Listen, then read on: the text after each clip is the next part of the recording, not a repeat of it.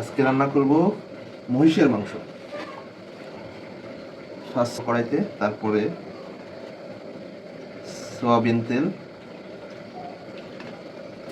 এবং এবং সাথে একটু সরিষার তেলের মিক্স দিয়ে দিব, দুইটা একসাথে করে রান্না করব। প্যানতে তেল গরম হয়ে যাওয়ার পরে আমি যে ফার্স্টে একটু পেঁয়াজ বাটা পেঁয়াজ বাটা, তারপরে একটু রসুন বাটা পরিমাণ মতো, আদা বাটা, জিরা বাটা, এগুলো ভালো করে কষিয়ে নিতে হবে। স্বাদ মতো দিব লবণ, হলুদের গুঁড়া, ধনের গুঁড়া, মরিচের গুঁড়া। ভালো করে মিক্স করে নেব। মশলাটাকে সুন্দর মতো কষায় নিতে হবে।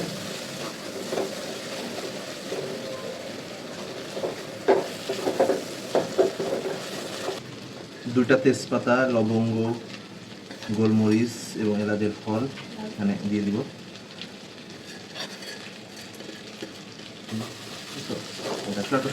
সব মশলা দিয়ে ভালো করে কষিয়ে নিতে হবে। পানি দিয়ে দিব কষানোর জন্য।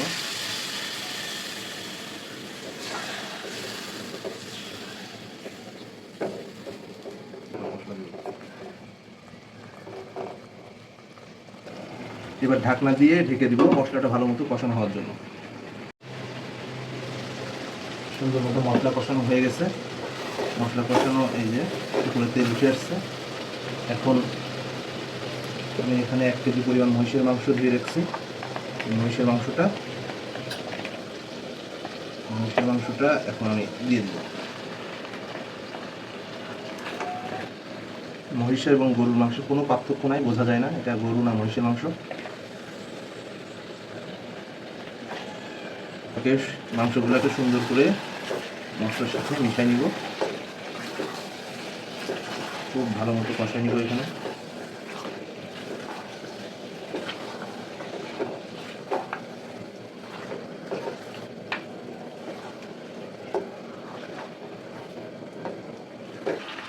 কয়েকটা শুকনো মরিচ এখানে আমি দিয়ে দিব মাংসের ভিতরে। মাংসে আমি এবার শুকনো মরিচ খেতে খুব পছন্দ করি। এগুলো আস্তে আস্তে শুকনো মরিচ খুব ভালো লাগে।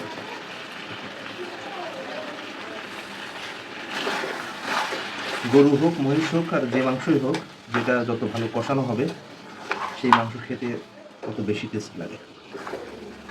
মরিচের পরিমাণটা আপনারা স্বাদ মতো দিবেন, যে যেমন খান। আমি একটু ঝাল খেতে বেশি পছন্দ করি। এবার ঢেকে দিব, এখান থেকে পানি বের হবে, সুন্দর মতো কষায় আসবে।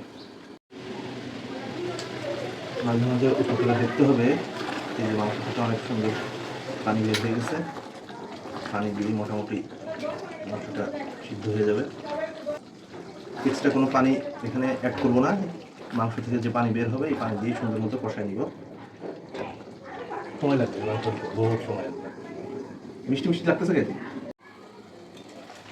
ওয়াও, দেখেন লুকটা কত সুন্দর আসছে। মাংস সুন্দর মতো কষানো হয়ে গেছে। মাংস এরকম কষানো হয়ে গেছে, মাংস মজা লাগে। অসাধারণ লুক, একেবারে সুন্দর কালার চলে আসছে।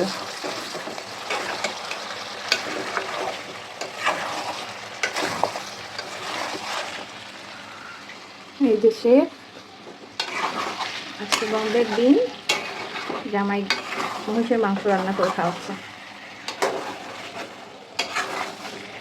হয়ে গেছে। এখন আমরা ভালো মতো সিদ্ধ হওয়ার জন্য গরম পানি অ্যাড করে দিব।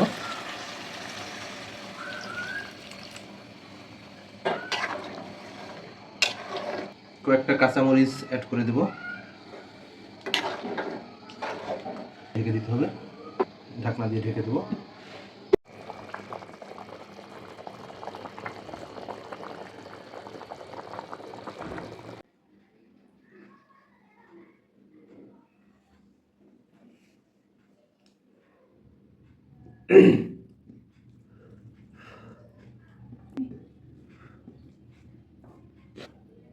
দেখো বাফেলো মিট, মহিষের মাংস রান্না করে দেখো কত সুন্দর সফট, সুন্দর পড়ে গেছে, অনেক গরম।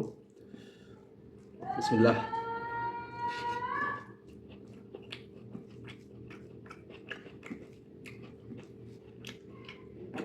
সালাদ দিয়ে একটু সুন্দর করে ছিঁড়ে মজা করে খেতে হবে। অ্যামেজিং।